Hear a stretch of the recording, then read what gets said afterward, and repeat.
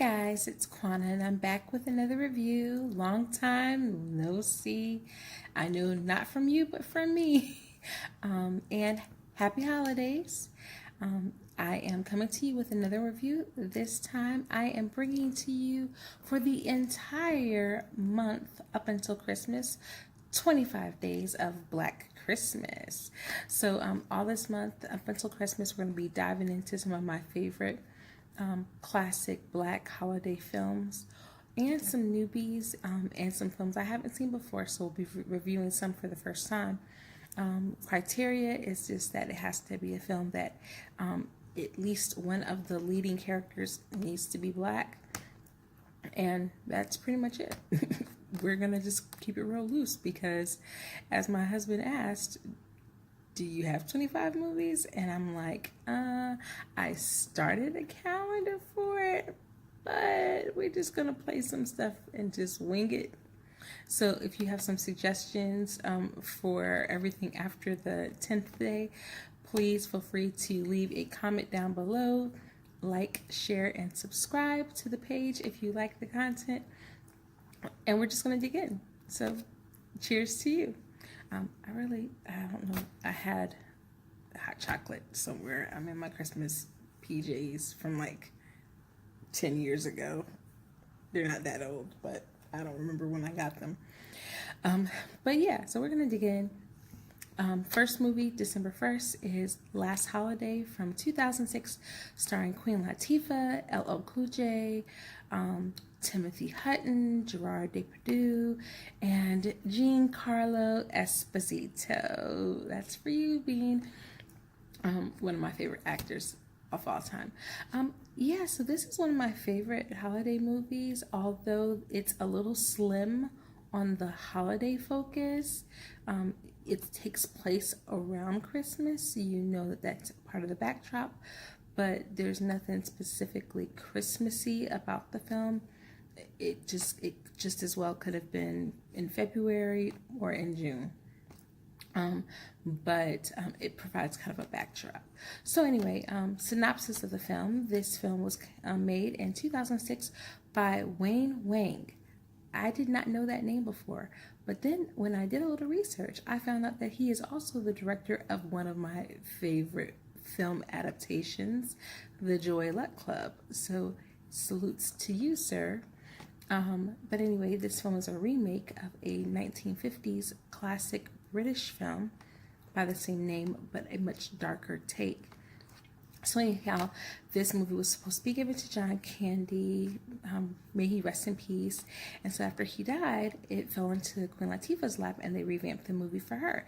She plays this woman named Georgia Byrd, and Georgia is a sales lady for a big box department store, kind of like a JCPenney's, Belk, or Sears type thing.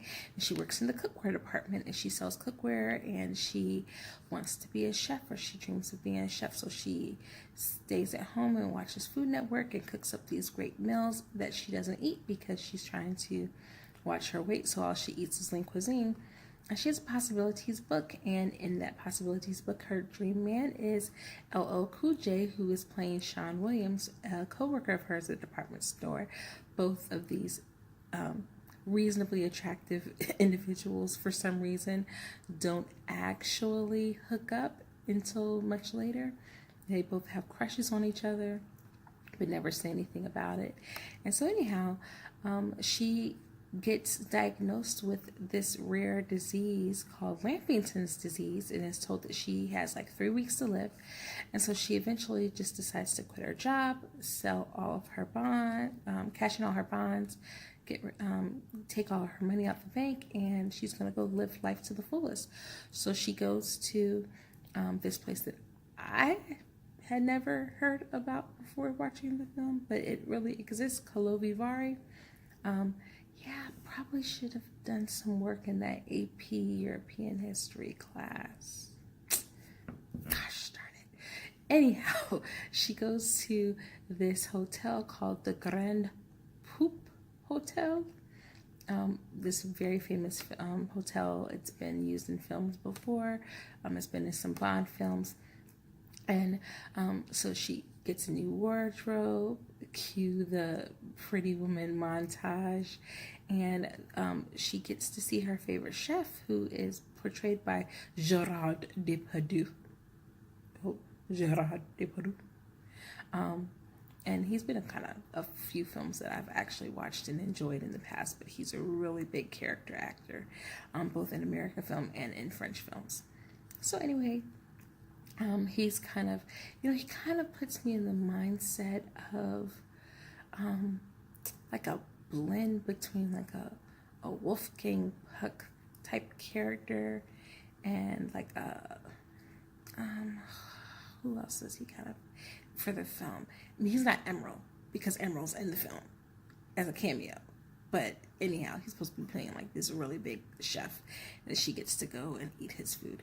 And so anyway, while she's there, the CEO of the department store she actually worked for is there on vacation, trying to woo some politicians to kind of help him get some bills passed so he can eventually kind of like monopolize his company.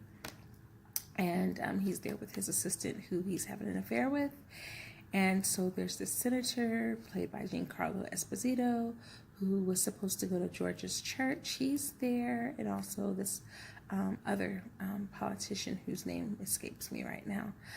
But anyway, it's just about her reclaiming her life. She goes snowboarding, she goes base jumping, she's having a great time, and the CEO was kind of questioning her validity, who she is. He thinks that there's something suspicious about her. There's this lovable cast of characters. There is this woman, and tell me if I'm wrong, she is playing the receptionist at the front desk, and she looks like the child, the excuse me, the Empress from The Never Ending Story. Really does. I need to look that up. She looks exactly like her. But anyhow, so yeah, typical outcome. It is a romantic comedy. I think Queen Latifah did a phenomenal job. This was one of her first film roles outside of after, I think this was after she did Chicago, but it was really a departure for her because she's kind of restrained in a lot of her roles. It's comedic, but it's more comedic because of the circumstances, not just because she's, really that funny, but she's so restrained in the role. She really does make you believe that she's kind of like this insecure, homely woman who finally gets to live life to the fullest. It's just a feel-good movie. Yeah, the ending is kind of predictable, and I'm going to admit it's a little hokey and corny at the end. But that being said, there's some great moments in this movie. There's this wonderful sequence where they're listening to Smokey Robinson sing, and she's kind of very reflective. There's just some really sweet moments in this movie. Like I said, it's not really big on the Christmas aspect, the holiday aspect of it, other than she's taking a holiday. So it's more about the use of the word holiday as like a vacation, like the British use of the word holiday more so than the American. So it just happens to be set at Christmas time, which, when you look at it in like terms of the film, it's kind of weird because she has a sister and some nieces and nephews in the film, and you would go spend your holiday with them. She doesn't. And there's a point where they say, why are you here with these people who are evil and wrong and mean? Why don't you go be with loved ones? But anyway, LL Cool J's character hops on a plane to come get her and declare his love and devotion. And it all works out at the end. So yeah, nice light start to our 25 Days of Christmas. I definitely would give this one 3 to 3.5 Black Santas on my 5 Santa meter, because again, it's not really big on the holiday aspect of it, but it does give you the warm and fuzzies. All right, so that's my take on Last Holiday starring Queen Latifah. I'm going to post a link in the description so that you can check it out if you haven't watched it, and a link to the trailer.